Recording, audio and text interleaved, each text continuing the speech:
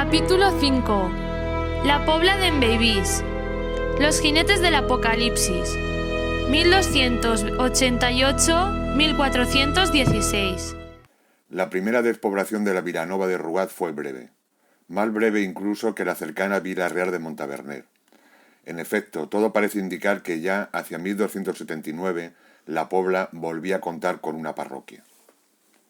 Las tierras conquistadas al Islam no solo acogían a miles de nuevos colonos cristianos, no solo constituían una tierra de promisión para ellos, sino también para la nobleza feudal que obtenía, a cambio de favores prestados al rey, el dominio sobre tierras y vasallos. Así, el rey Alfonso II de Valencia, más conocido como el Liberal, o Alfonso III de Aragón, nieto de Jaume I, entregaba el 29 de enero de 1288 la baja jurisdicción de los términos de Rugat y Carbonera, y por tanto la Vilanova de Rugat al caballero Bernat de Beibís, pero también una buena parte de la actual Vall d'Albaida, excepto, hablando siempre para nuestro término, la Arquería de Misena, propiedad de Alfons Martínez de Morera, un rico terrateniente de Sátiva. Como anécdota, se señala que Dante, en su Divina Comedia, introduce a este rey Alfonso II, acompañando a otros reyes europeos a las puertas del purgatorio, criticando así sus políticas que sumieron a Europa en continuas guerras. De hecho, una parte del patrimonio histórico de la comarca gira alrededor de las construcciones de los Beibís, a lo largo de sus posesiones, verdaderos símbolos todos ellos de poder nobiliario, mucho más que de posibles funciones militares.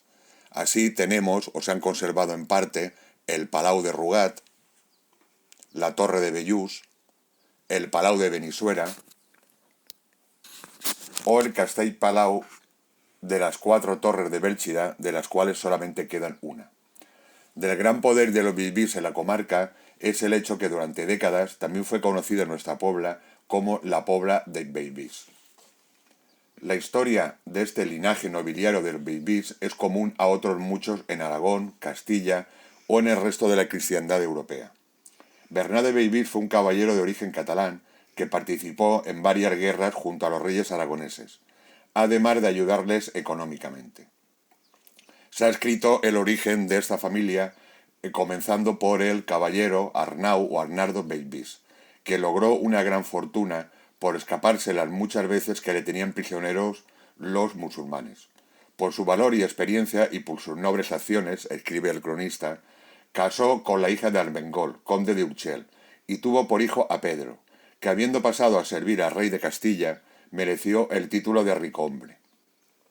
Bernardo de Beibís, señor del castillo y casa de Beibís, próximos a Barcelona, tras haber servido a don Jaime I en las guerras de Valencia, fue criado del rey don Pedro III el Ceremonioso, según se escribían en las crónicas del reino de Aragón.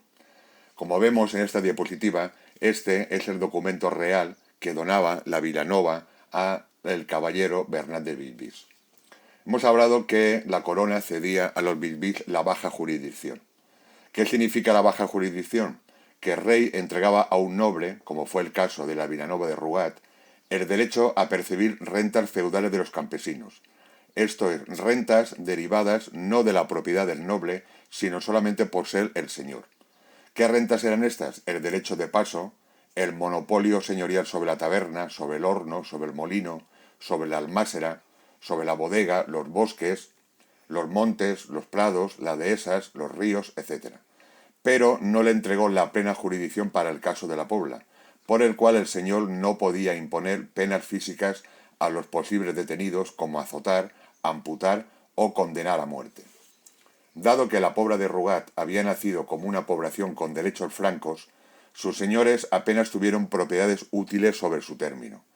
Una heretat en la partida de Albacor, el Pinar de Sarrient y una serie de monopolios como el molino del Alfac, o más conocido como el Molí del Poll en Misena, o el Primer Horno.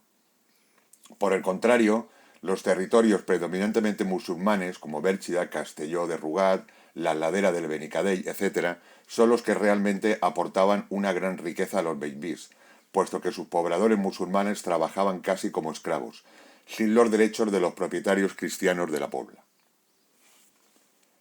¿En qué consistía esto del vasallaje?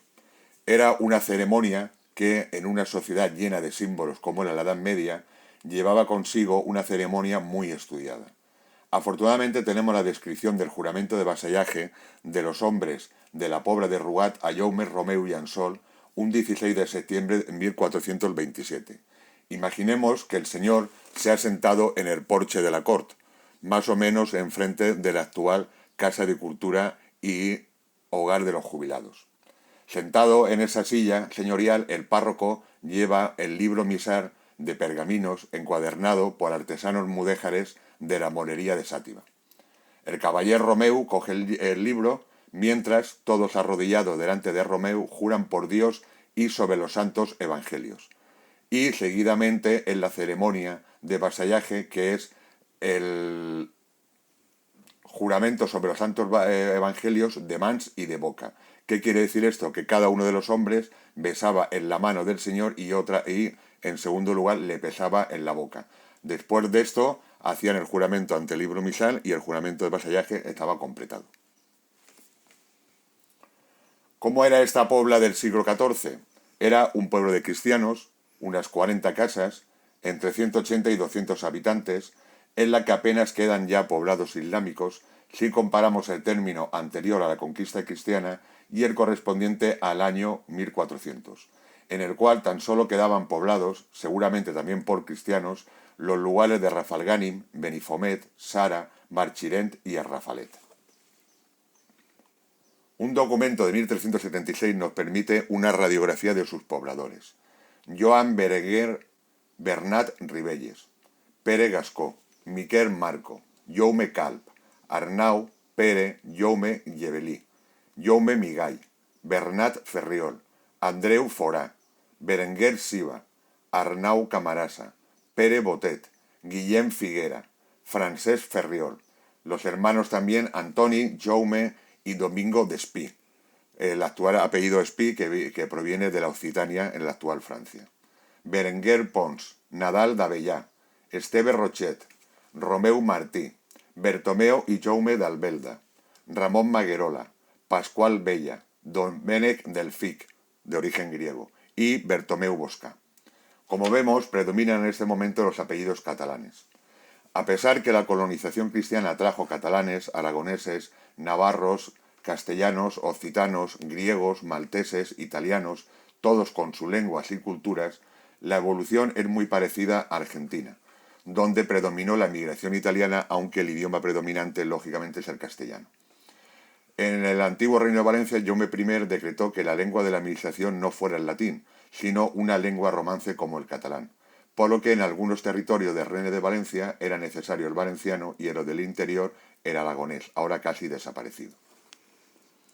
El pueblo era ya suficientemente importante como para tener un edificio dedicado a la recogida del delme, o impuesto que se entregaba obligatoriamente a la iglesia, situado en la parte posterior a la iglesia parroquial. Como vemos en esta imagen, estas son las magníficas columnas románicas del delme del siglo XIII-XIV, rescatadas afortunadamente por Alejandro Bataller Madramany y actualmente en su casa solariega. Igualmente, ya se habría iniciado la construcción de nuevos espacios y calles desde el primer asentamiento. Se trata de la Plaça de la Vila, centro rector de la población de la Pobla medieval. En la actual Casa de la Cultura y Llar dels Jubilats se situaba el Porche de la Cort, la Casa del Consell, la Taula de la Carnissería y en la plaza Les Forques del Señor. Además, ya se había empezado la construcción de una calle con un típico trazado cristiano totalmente rectilíneo como el Carrer Major, actualmente Mestre Bauades o Ladilao Soriano. Era un espacio muy importante, ya que en este Porche de la Cort y Casa del Consell se reunían la Asamblea del Consell General de la Vila, el gobierno local, compuesto solamente y exclusivamente por los hombres de la población. Además, era el lugar que ocupaba la Corte de Justicia. Como era norma habitual entre las familias nobiliarias, la saga de los Bellvis se fue disgregando por razones de herencia. Guillem de Bellvis concedió a su hijo Pere los derechos sobre la Pobla de Rugat, por lo que las posesiones familiares se fueron disgregando. En verdad, seguir las uniones matrimoniales y particiones de herencia y cambios de nombre y apellidos entre estas familias nobiliarias es casi de telenovela o de Falcon Crest. En verdad, el siglo XIII fue una época que se asemejó en parte al apocalipsis con la irrupción de sus jinetes del hambre, la guerra y la muerte. Europa entró en la pequeña edad del hielo con malas cosechas que ocasionaron crisis de subsistencia y con ella el hambre. La guerra apareció con la Guerra de los dos Pedros, entre Pedro I de Castilla y Pedro IV de Aragón, y la Guerra de la Unión, una guerra civil interna en Valencia. Pero sin duda lo que marcaría este inicio de siglo sería el jinete de la muerte con la aparición de la peste negra entre 1347 y 1353, aunque después continuara de manera también intermitente. Su origen todavía en materia de controversia científica. Se calcula que al menos murió un tercio de la población europea de la época. En La Pobla se construyó, alrededor de 1328, una pequeña ermita dedicada a los santos médicos Cosme y Damián, a los que se invocaba para tratar de detener la pandemia, construida en el Camino de Gandía, camino principal de La Pobla de aquella época, sobre la que se construiría y daría nombre posteriormente el convento de los mínimos. La complicada situación económica se amplió con las dificultades financieras de los berbís. La vila se vio obligada a suscribir préstamos con banqueros judíos de Sátiva. Hay que recordar que la Iglesia Católica prohibía el préstamo con interés, por lo que la única manera de obtener préstamos era acudir a banqueros judíos, lo que evidentemente no significa que todos los judíos ni mucho menos fueran banqueros. El primero, por valor de 2.400 sueldos valencianos, se suscribió en diciembre de 1373 con el banquero Isaac Abinatara, préstamos que siguieron hasta enero de 1375. Para intentar revitalizar la economía local, el rey Pérez Cerimoniós acordó conceder un privilegio a La Pobla, la celebración de una fira de 3 días, domingos, lunes y martes, sucesivos a las fiestas de San Miquel, del 29 de septiembre, que coincide prácticamente con la actual fira gastronómica. Por ello, es la fira de La Pobla la tercera más antigua del antiguo reino de Valencia, después de Sátiva y Cocentaina. Finalmente, en 1392, el gobernador de Valencia embargó la baronía a Joan de Bellvís para subastarla. Sin embargo, los ciudadanos creditores de Valencia presionaron al gobernador para no perder sus préstamos y forzaron a que, con dinero público, el Ayuntamiento de Valencia comprara la baronía. Como vemos, nada nuevo. La situación debía de ser desesperada, por lo que se deduce de este texto de la época. El lo dit loc eterme d'aquell, de la Vilanova de Rugat, ha moltes heretats, així cases com terres e altres possessions, vagants, les quals, per fretura de gens, es decir, que no había personas, com no es torben compradors o extravidors d'aquelles, están ermes e desertes.